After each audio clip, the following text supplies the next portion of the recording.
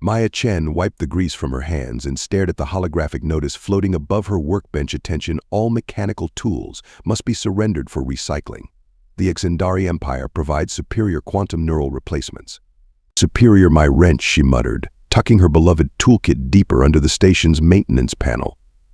After 3 years as lead maintenance specialist on Stellar Station Alpha, she'd learned that no amount of fancy AI could replace good old-fashioned elbow grease. The station's warning klaxons blared again the 3rd time today. Maya rolled her eyes as Ambassador Zyxthar's voice echoed through the corridors. Attention, primitive humans, your continued reliance on archaic mechanical devices disrupts the harmony of our quantum-synchronized society. The Xandari Empire strongly suggests immediate technological compliance. Strongly suggests, Maya snorted, crawling through the access tunnel toward yet another failed quantum circuit. Just like they strongly suggested Earth abandon combustion engines, or strongly suggested we stop using manual override systems. She reached the malfunctioning panel and pulled out her trusty multimeter, a tool the Xandari considered about as sophisticated as a rock. The year was 2487, and humanity had finally reached the stars, only to find themselves the laughingstock of the galaxy. The Xandari Empire, with their quantum neural networks and AI integrated everything, viewed Earth's continued use of physical tools as proof of their evolutionary inadequacy. Maya watched a group of Xandari engineers float past her workspace, their bodies wrapped in shimmering quantum tech suits that supposedly made manual labor obsolete. One of them spotted her analog tool belt and visibly shuddered, their crystalline skin flashing patterns of disgust. "Excuse me, maintenance primitive," the lead engineer called out, their translator struggling with the concept of manual labor. "Are you still employing those physical correction implements?" "You mean my tools?" Yet Maya held up her wrench with exaggerated pride. "Want me to show you how it works? You know, in case your quantum neural whatever stops working again." The Xandari's skin flashed angry patterns. "The Superior Council has determined that mechanical devices are inherently chaotic and must be eliminated for the greater harmony. Your species will adapt or face consequences." As they glided away, Maya noticed something interesting. Their quantum suits were flickering, just slightly, around the power coupling joints. The same joints that had been failing across the station with increasing frequency.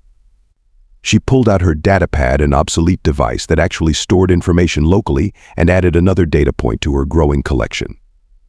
The Xandari might mock Earth's primitive technology, but Maya was beginning to suspect their precious quantum network had a critical flaw, one that only a person who understood the value of hitting things with a wrench might notice.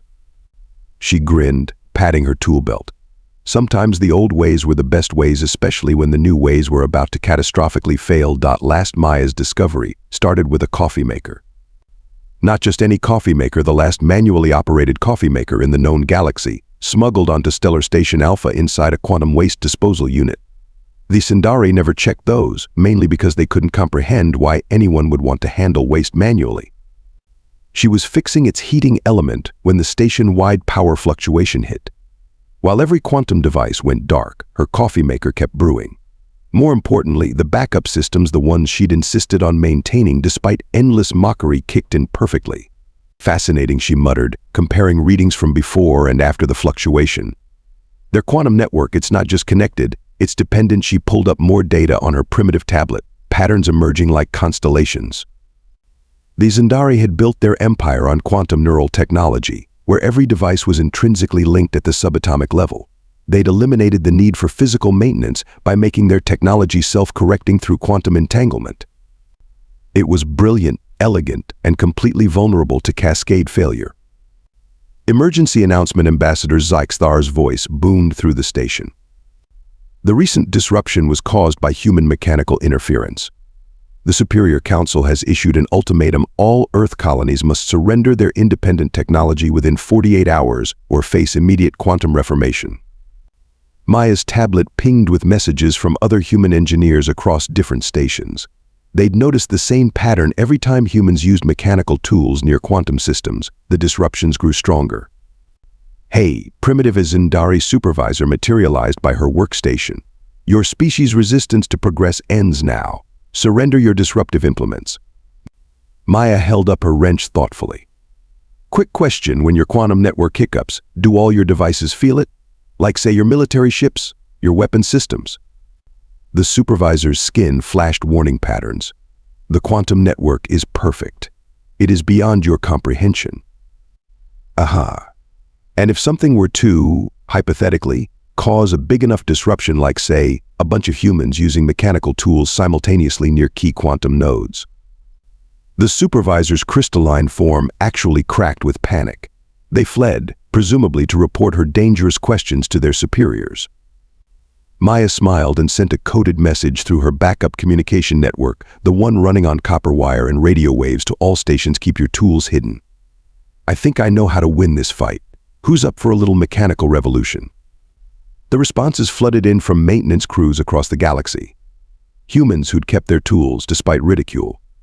Engineers who understood that sometimes you just needed to hit something with a hammer. As Maya gathered her most disruptive tools, basic wrenches, manual voltage meters, and her lucky screwdriver, she hummed an old Earth tune. The Sindari had built a perfect machine, but they'd forgotten one crucial detail: perfect systems have perfect failure points. And if there was one thing humans excelled at, it was finding creative ways to make things break. The problem with organizing a resistance movement based on mechanical tools was that you couldn't exactly send quantum messages about it. Maya had to get creative. She started by establishing what she called the maintenance underground, a network of human engineers communicating through maintenance requests. A work order for quantum fluctuation adjustment meant hide your tools. Routine gravity calibration translated to prepare for action. The Ingenuity, who'd long since automated their maintenance systems, never bothered to read these primitive communications. Have you seen the latest imperial decree? Raj Patel, chief engineer of Europa Station, asked during their weekly equipment calibration video call. They're calling screwdrivers weapons of mass disruption. Maya chuckled while updating her resistance map. At least they're finally catching on. How many tools did you manage to salvage? 3 full toolboxes, 8 manual diagnostic kits, and you're going to love this: an actual analog oscilloscope. Found it in a museum they were planning to demolish. The network grew. Every human station had its maintenance crew, and every maintenance crew had their secret stash of forbidden tools. They traded equipment through supply lines disguised as waste management transfers. The Zindari's obsession with automation became their blind spot. They literally couldn't conceive of checking manual cargo manifests. Maya's tablet pinged with another success: station Gamma 9 reporting. Converted old storage bay into tool cache. Empire inspectors walked right past it. Apparently, rooms without quantum signatures don't exist to them. But the Empire wasn't completely oblivious. Reports of mechanical contamination investigations increased. Quantum scanning frequencies doubled. Maya's coffee maker had to be moved 3 times in 1 week to avoid detection. They're getting nervous, Dr. Helena Wong from Mars Colony messaged. Yesterday they tried to replace our backup life support with a quantum system. Had to explain 5 times why we might want air, even if their network fails. The Resistance's greatest asset was the Empire's own arrogance. When quantum sensors detected tool signatures, the Exendari assumed their equipment was malfunctioning. After all, no species would willingly choose primitive technology over quantum perfection. Maya coordinated it all from her maintenance shaft, which she'd turned into a command center. Star charts covered the walls, marking tool caches and resistance cells. A particularly detailed diagram showed quantum network nodes, each a potential failure point when exposed to good old-fashioned mechanical interference. The Empire's getting desperate, she noted during a secure briefing. They're offering quantum immortality to any humans who surrender their tools. As if we'd trade our independence for sparkly skin and a superiority complex. The meeting was interrupted by an incoming transmission emergency at Beta Station. Quantum inspectors found a hammer. Actual quote, "What kind of barbarians still hit things to fix them?" Maya quickly dispatched new hiding protocols. The discovery wasn't ideal, but it confirmed her theory: the Zindari were scared of their tools. Not because they were primitive, but because they were independent, unpredictable, uncontrollable. Keep everything hidden, she instructed her network. Let them think they're winning. The more they tighten their quantum grip, the more mechanical solutions slip through their fingers. Raj finished. Exactly. And when they least expect it, we'll show them why humans never fully trusted automation. Sometimes you need to feel the wrench in your hand to know the job's done right. As if to punctuate her point, the station's quantum lights flickered. Maya smiled, patting her tool belt. The Empire's perfect system was developing imperfections, and they had no idea how to fix something they couldn't neural link with. Soon they'd learn that the most dangerous tool in the galaxy wasn't a quantum computer or a neural network. It was a human with a wrench and something to prove. They're using quantum bombardment on civilian targets. Raj's voice crackled through Maya's analog radio. New Terra's quantum shields failed instantly. Of course they did, Maya replied, racing through steps across the galaxy. In hundreds of stations, human engineers emerged from their hiding spots. Armed with nothing more sophisticated than mechanical tools, they approached the quantum network nodes that powered everything from weapons to life support. Maya reached her. For the record, she announced to no one in particular, "This is going to void so many warranties." The first strike sent shockwaves through the quantum network. Across the station, Sindari citizens froze mid-float as their neural interfaces hiccuped. The second hit disrupted the quantum synchronization that powered their weapons. Status report. Maya barked into her radio. Mars colony, quantum systems disrupted. Europa station, they're dropping like flies. Luna base, you should see their faces, they literally can't compute what's happening. The Sindari response was predictably chaotic. This is Ambassador Zexthar. Cease your barbaric actions immediately. You're disrupting the harmony of the universe. Maya keyed her radio to the quantum emergency channel. Fun fact about harmony: sometimes you need a little discord to make things interesting. On her tablet's display, she watched the cascade failure spread. Each mechanical disruption created quantum interference, which created more disruptions, which created more interference. The Empire's perfect system was being defeated by physics so basic they taught it in high school. Their flagships approaching the station, Raj warned. Looking real angry, well, as angry as a quantum crystal ship can look. Perfect. Maya pulled out her masterpiece, a jerry-rigged device made from an old solenoid and parts from her sacred coffee maker. Let's show them why sometimes the simplest solution is the best solution. The device was elegant in its crudeness. It generated an electromagnetic pulse that played havoc with quantum fields. Nothing a proper military would worry about unless their entire civilization depended on quantum coherence. She activated it just as the flagship came within range. The effect was instantaneous and hilarious. The massive ship's quantum engines hiccuped, its neural-linked crew suddenly unable to remember which way was up. The mighty vessel, pride of the Sindari fleet, began spinning like a top. Status update from New Terra colony, Raj reported, barely containing his laughter. The Sindari fleet just crashed into each other. Apparently, when their quantum targeting fails, they default to dramatically flail in random directions. Across the station, Sindari citizens were having existential crises as their neural interfaces failed. Some floated aimlessly, their quantum suits malfunctioning. Others stared in horror at their hands, suddenly forced to move them manually. "This is impossible." Ambassador Zexthar's voice had lost its usual smug resonance. "You're using hammers and wrenches. These are not viable weapons." Maya watched as another quantum node succumbed to basic mechanical interference. Here's the thing about technology, Ambassador. If you can't fix it with a wrench, you've probably over-engineered it. The station's quantum architecture was failing spectacularly, their perfect systems undone by imperfect solutions. Maya's tablet showed similar scenes playing out across the galaxy, humans armed with nothing but tools from humanity's industrial age, bringing down an empire that had forgotten the basics in their rush to achieve perfection. You know what the real irony is? Maya addressed the failing quantum network. If you'd just let us keep our primitive tools, we could probably help you fix this. The collapse of the Sindari Empire took exactly 6 hours, 23 minutes, and 14 seconds. Maya knew because her analog watch, another primitive device the Sindari had mocked, kept perfect time, even as their quantum civilization crumbled. Main quantum cores destabilizing, Raj reported through the static-filled radio. Their entire neural network is experiencing what we humans technically call a total meltdown. Across the galaxy, the Empire's perfect system unraveled with mathematical precision. Each mechanical disruption caused quantum entanglement failures, which triggered more system crashes, creating a domino effect of technological catastrophe. The mighty Sindari battle fleet hung dead in space, their quantum drives reduced to expensive paperweights.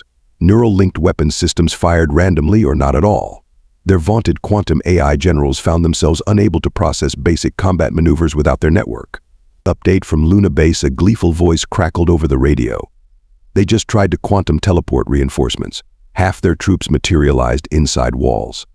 The other half, well, let's just say they're having an unexpected adventure in four-dimensional space.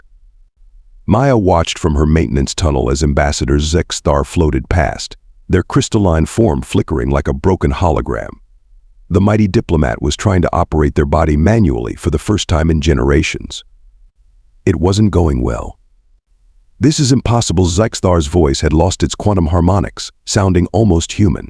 "Our civilization is perfect. Our technology is superior. We cannot be defeated by maintenance workers."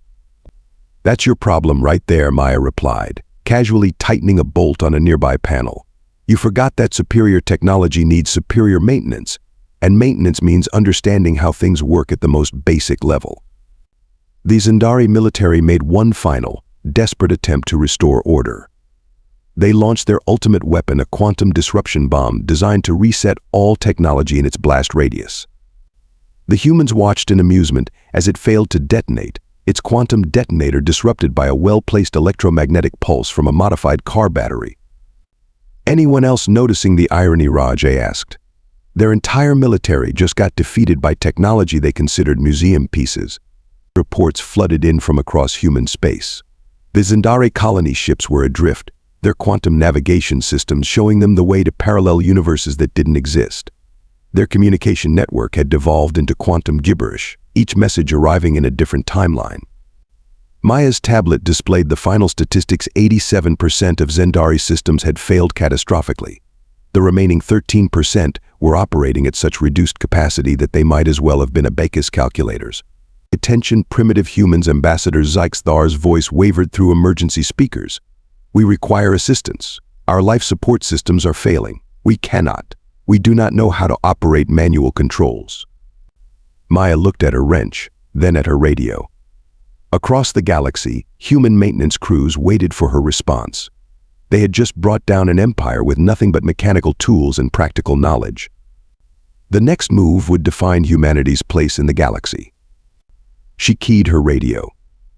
"Attention, all stations, break out the emergency toolkits. Let's show them why sometimes the best way forward is to take a step back." As human engineers deployed across Zendari ships and stations, teaching shell-shocked aliens how to operate manual systems, Maya couldn't help but smile. The Empire had fallen not to superior weapons or advanced technology, but to the most basic tools in human history. The mighty quantum civilization was learning a lesson humanity had never forgotten: sometimes the simplest solution is the best solution. And sometimes that solution involves hitting things with a wrench until they work again. 6 months after the Great Mechanical Revolution, Maya stood in front of the newly established Galactic Engineering Academy. The sign, deliberately crafted in both quantum crystal and plain metal, read, "Because sometimes you just need a wrench." The first class of students included both humans and Zendari. The sight of crystalline aliens attempting to hold screwdrivers with their quantum-attuned appendages was both heartwarming and hilarious. "No, Ambassador Zexthar," Maya explained for the third time that day. "You can't neural link with the hammer. You have to actually swing it." The former imperial diplomat, now an eager student, stared at the tool in confusion. "But how does one achieve perfect quantum harmony with such a crude implement?" "That's the point, you don't. Sometimes imperfect is exactly what you need." The new galactic standards required all ships to maintain both quantum and mechanical systems. Maya's hybrid engineering protocol became the foundation for a technological renaissance. The Zendari learned to appreciate the elegance of simple solutions, while humans adapted quantum technology to enhance but never replace their traditional tools. Today's lesson, Maya announced to her class, is about the most important tool in any engineer's arsenal: common sense. She watched as her students, former enemies working side by side, practiced basic mechanical repairs. A young Zendari finally managed to turn a wrench in the correct direction, their crystalline form glowing with pride. "I did it. I fixed something with my appendages." "Excellent work," Maya nodded. "Tomorrow we'll learn about duct tape. Fair warning, it will change your life." The Academy's curriculum included courses like why hitting it sometimes works and manual override because AI has bad days too. The Zendari approached each lesson with a mixture of horror and fascination, gradually accepting that perfect systems were often perfectly vulnerable. As Maya finished her day's teachings, she found Ambassador Zek's star waiting in her office, holding a quantum tablet and, surprisingly, a mechanical pencil. "I owe you an apology," they said. "We thought we had achieved perfection by eliminating the need for manual intervention. Instead, we had created the perfect way to fail." Maya smiled, pulling out her old wrench, the one that had helped bring down an empire. "Want to know the real secret to human engineering? Please enlighten me." "We never trust anything we can't fix ourselves." "That's not primitive, that's practical." The Academy became famous across the galaxy. Other species came to learn the art of hybrid engineering, discovering that the path to true technological advancement lay not in abandoning the old ways, but in understanding why they worked in the first place. And if sometimes the sound of Zendari cursing at stripped screws echoed through the halls, well, that was just proof that some experiences truly were universal.